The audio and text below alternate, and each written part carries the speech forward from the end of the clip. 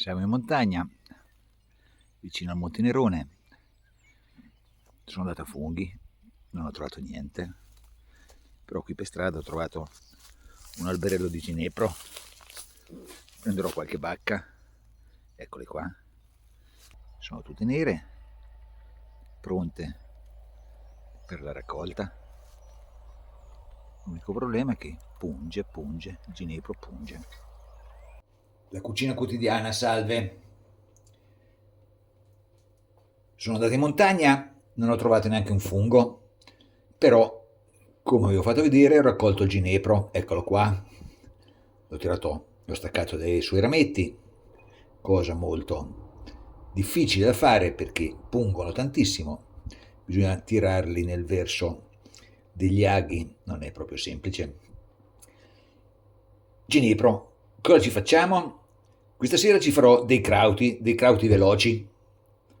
Ingredienti: cavolo cappuccio bianco, cipollotto, foglie di alloro, del ginepro, di semi di cumino, olio e aceto e sale naturalmente.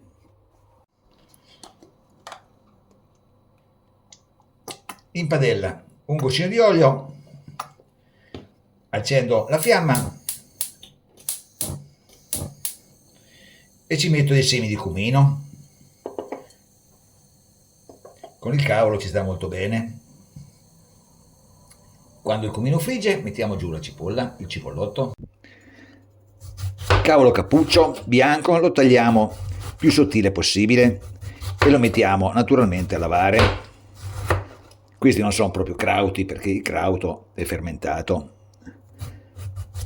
Così è solo un modo di farli veloci.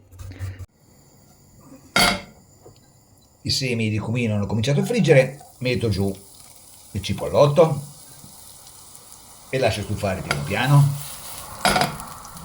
Mentre il cipolla soffrigge, io do una bella massaggiata al cavolo. Verranno molto più buoni, provateci.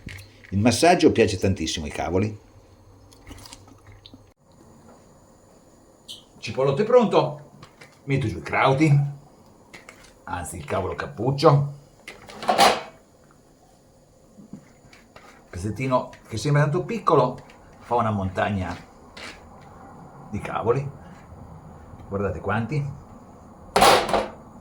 Alziamo la fiamma, un pochino di sale, l'alloro fondamentale che ci serve per togliere l'odore del cavolo e dare anche un pochino di sapore, anzi di profumo, anche un po' di pepe. E adesso lasciamo stufare così, no, qualche bacca di ginepro, ecco cosa ci serve, e adesso lo lasciamo stufare per bene, a fiamma un pochino alta, deve buttare fuori la sua acqua. Il cavolo si è appassito parecchio, adesso ho messo la fiamma tutta alta e ci metto un bel goccino di aceto di mele, ci servirà per dare l'acidità tipica dei crauti e lasciamo evaporare. Volendo si può fare anche senza farlo evaporare l'aceto, si mette aceto e anche un pochino di vino bianco e si fa stufare il cavolo nell'aceto, ma io preferisco farlo evaporare. Ho preparato un tegamino di acqua calda, appena evaporato l'aceto ne metto giù un po' e lasciamo stufare. Ecco qua, giù un pochino di acqua bollente e lasciamo stufare piano piano. Addirittura si potrebbe fare anche un agrodolce, se ci mettevamo un po' di zucchero si facevano cavoli in agrodolce che sono sempre buonissimi lo stesso. E adesso mentre il cavolo si cuoce io vado a preparare degli involtini di maiale, delle bombette pugliesi, che è il motivo per il quale ho fatto i crauti naturalmente, perché cavolo e maiale stanno benissimo insieme, come ci insegnano i tedeschi. I crauti stanno andando benissimo, vanno piano piano, si cuociono per bene. Una raccomandazione, non schiacciate le bacche di ginepro perché hanno un profumo veramente intenso, anche un sapore.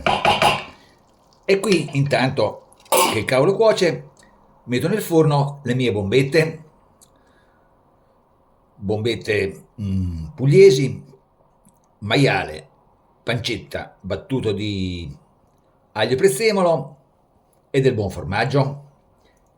Io ci ho messo del pecorino sardo.